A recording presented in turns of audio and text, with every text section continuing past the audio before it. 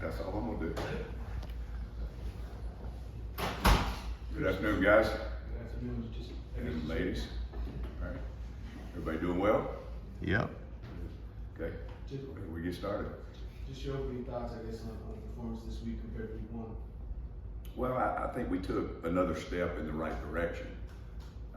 We cleaned up some things from week one, a lot of things to be quite frank with you, and then we came out and like Coach has said earlier, I'm sure he talked about this. Is we started a little bit slow, and then got on track and really got in sync and really played some really sound football and they knew their job, they did their job, and so that's producing some things in the first two games, and we're escalating. As we go through the season, we got to improve every week. But at this point in time, we are where we are. And we've taken some steps in the run defense, playing solid and fitting the runs good. We've been in good in the red zone. We obviously, I think we're getting pressure on the quarterback. We're getting good pass rush. We're tackling has really improved. Our effort to the football has really improved. We're playing really good on first down defense. In terms of that. So all those things, that's history, but it is a measuring stick. We have to have measuring sticks, and we got to sustain it. We got to do it tomorrow in practice, so that's we're headed in the right direction. I think probably the thing that is not, it's not gosh awful, but we're leaving a lot on the table on third down. We're just average there right now, and those things are all correctable, contained here and there. The right fit or the right peel on a six-man pressure, those kind of things have cost us a little bit. We've got to get that corrected real quick. Coach, you mentioned how you started off the game a little sluggish on defense. What adjustments did you make throughout the game to really adjust to Southern Miss? Well, there's two kinds of adjustments. There's player adjustments, and then there's schematic adjustments. And obviously in any game there's schematic adjustments where you will kind of see what you're going to do, because there were some challenges there. All of last year they had a quarterback. He got hurt. They went to what they call their super back, and they played the last three games in that totally exclusively. Then this game, the game before us, the quarterback gets hurt the first half. We kind of didn't think that he would be back, so everything led to the super back because it was the second half exclusively, totally. So we had to practice against it because that's what's on tape. We got none of that, zero. So there was some, our game plan was 50-50, and so we had to take that 50% we were not seeing, and then we had to pull out a few calls out of our pockets and make some adjustments there. But I think the players got in sync too. So it's player adjustments and schematic adjustments. With Texas A&M quarterback situation, their starter didn't play well, of course, but they have other options they can potentially go to. Are you preparing for multiple quarterbacks this week, and how different maybe are those guys? Well, Coach Fisher, he's a bright football coach, and their offense is their offense. That's what it's always been, and his packages are his packages. So in terms of what routes they're running in third down, what routes they're running in second long, what runs they're running, what formations you're getting, you'll always get a little nuance here and there with him, different formations, different motions that he hadn't shown for a while or he pulls out. But schematically, it's pretty much the same. So really, when you start talking about two different quarterbacks, one's a little bit more pro style, and the other one's a little, he can throw it really good, but he runs really well. So there's that nuance, but it's not a huge difference in schematics, which that's the big thing. How would you assess your secondary from Saturday? It seemed like they tested you guys on a couple jump balls there. Yeah, well, it's football, so when you can't run the ball, you're gonna get a lot of shots, and we had some shots. We had a PI on one. One was a great throw and catch. Tip your hat and play the next play, and And then, you know, there's a couple things we can still clean up there, tighten up the coverage, but they bought in, they play a good technique. We just got to keep progressing. And pass coverage is not just, I mean, it's not supposed to be like one-on-one on air. I mean, you know, we got to get to the quarterback. You got to affect the quarterback. The App State, they played kind of such an interesting game against A&M. I think A&M only ran 38 offensive plays. Is there a lot you can take away from how they pulled off that upset Saturday? Well, schematically, in fact, Dale Jones, the defense coordinator, I was actually on the staff when he was a player, so I know him really well. You know, schematically, we're a little bit different, but there's some same as there.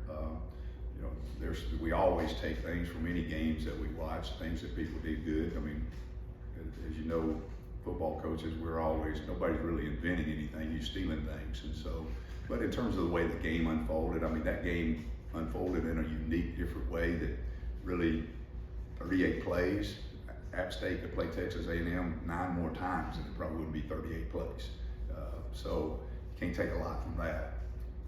And a lot of that was because I think they snapped the ball. I watched the TV copy as well as the other one, I think 4 or 5 times already. So, you know, they're snapping the ball really, really with the shot clock down. And all of us in this room that have watched football the last 5 or 6 years, you know, they're snapping it at about 23, 22, 21 seconds, and they were snapping it 5, 6, 7, 8. That's the way it used to be when I first started coaching, so I'd seen it before. But you just don't see that much anymore. So you talked about using 3 safeties during the season. Obviously, James Williams and Kinchens have certainly shined, but Avantae Williams hasn't seen the field much. Are you still looking to use the 3 safeties? We did. We've used it in every game. Al Blaze. So every game we've had 3 safeties out there at the same time. What about Avantae Williams? He's doing well. He's doing well coming along. You know, it's all a process for all of us, and he's doing very well. I think he will be just fine. I asked Mario this, is part of, and you've been a coach a long time, part of being a coach is not just X's and O's, right? It's also the mental state of your players, the emotional state, you know. The academic state, the social state, the parental state. I get it. Players being frustrated, maybe they're not getting as much playing time as they think they deserve. How do you deal with that? And yeah. Well, I mean, you do it just like you would with your own son. I had a son play football, and you know, you're gonna care about them, you're gonna nurture them, you're gonna help them through adversity if they're having adversity with it. Some do, some don't. We're always interacting with them like that. It's a process. You know, I've had guys that didn't get their pants dirty the first 5 games of the year and started the next 6 games. I've had guys that didn't get their pants dirty the first 3 years they were on campus and played 5 years in the NFL. It's different for everybody. And so it's just like you would with your own child or your own son, your own daughter. You stay on top of it, you work through it, you help people learn how to fight through whatever they're having, whatever issues they're having, whatever struggles they're having, and help them get to where they need to get. That's coaching. And so that's not a problem. It's just like raising your own.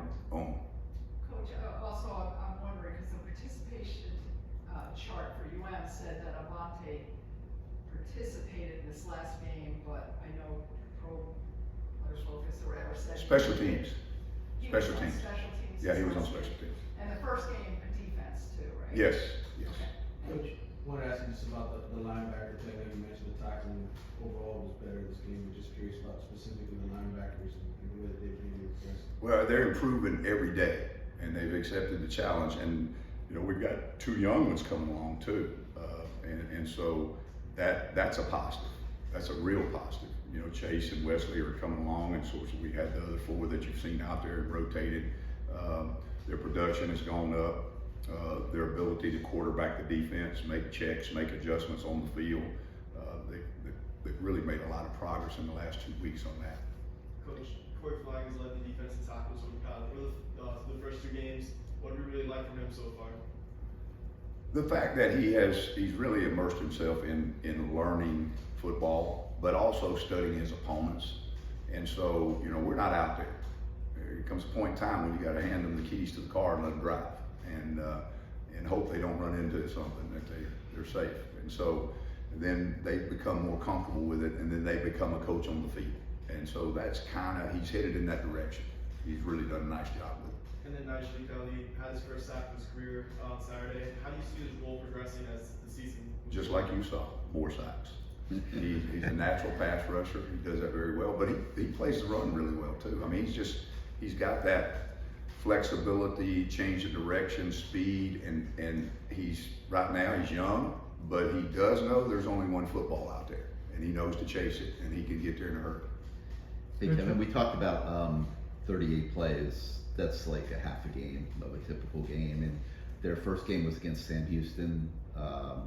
You know, I haven't watched Sam Houston, so I don't want to comment too much on their ability level, but how hard is this making your preparation with such a small, significant sample size of their offense with this set of personnel? They're playing a lot of freshmen. Right.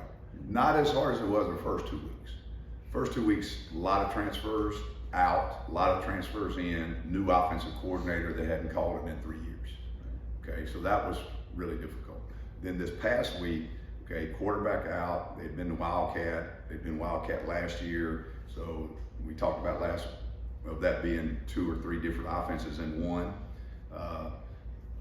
Coach Fisher is Coach Fisher, and you can go back and watch Florida State tape, and you can watch last year's tape, and you're going to see the basics the same.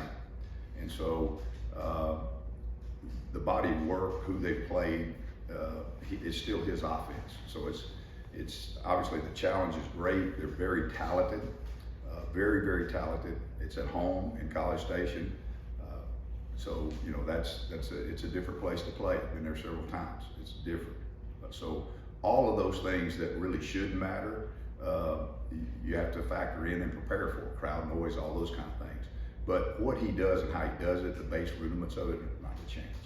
We'll do a few more for Coach. Coach, how do you think your bigger cornerbacks, Ivy and Stevenson, have done against the smaller receivers so far, and then the challenges ahead against this team? Well, there was number one was a large receiver now. He was a large receiver that could run last week. And so, but they progressed very nicely. I mean, it's a process. That's a hard job. When you're out there on the island by yourself, I mean, my mom watched football all her life. My dad was a coach. You know, she's got 3 sons that have coached at some point in time in their life. You know, if the A gap is open and the tackle didn't get in it, nobody in the stands will know. But everybody watching TV and everybody in the stands is going to know that guy didn't cover that guy because he's out there on the island by himself. It's a hard job. And so it's all about technique. It's all about confidence.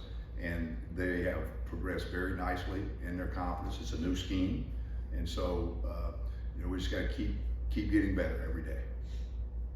And what have you seen from pass rushers? I think they're rated like 4th in the country on Pro Football Focus right now. Who's that? The pass rushers. What have you seen them do well?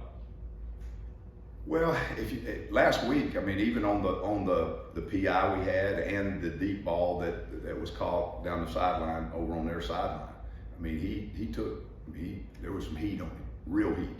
And so what we're doing is we're really generating a substantial pass rush with 4 guys, which that's huge. You know, that helps the DBs. It also helps the fact that you don't have to pressure as much. You know, I like the pressure, but why pressure if you're getting there with 4 guys? You know, you got more guys to cover then. So we're not there yet, but we're making progress. You've been a part of good defenses. Have you coached a defense that is this deep at D tackle? Like on Saturday, you had I have. a lot of guys making I plays. have at 3 different stops. Yeah. But part of that's because where I've been. How important is that group going to be this week against? It will be important every week. You know, the game goes really fast. They're 300, 310, 290, 280 pounds. I don't know if you noticed, but it's a little warm out there. When you can keep those guys fresh, it's huge. When you only got 4 of them or 5 of them, it shows up in the second half. If you can't, you know, if it's a very hot day and they're throwing the ball a lot, it can wear them out. Pass rush takes a lot of energy, a lot of energy, and so it's key. Then the other thing about it is fortunately all these guys, we talk about the pass rush, but these guys are they've made a big jump in our scheme. I can't talk about the past, don't know, but in our scheme they made a big jump in playing run blocks and fitting their gaps and holding their point and run backs and run blocks. And so, that they're the key to the whole thing. Starts up front, ends up front. Coach, have you Last been- question for Coach Have you Steele. been to that stadium? I know it affects the offense more than the defense, but have you been to Kyle Field? You probably have, right? Let's see, I think about 7, 8, 9 times. Yeah. Really, your experience there, or, I mean, now it's really, really large. Yeah, well, I've been there since they did the expansions a couple of times. Right. Well, I can tell you this, it gets so loud, and I've been there on the sideline with headsets that you can't hear in the headsets. I've been in the box there when it was so loud you couldn't hear on the headsets. So how do you deal with it? The best way you can, scream a lot in the headsets. Thanks, Coach Steele. Thank y'all. Thanks.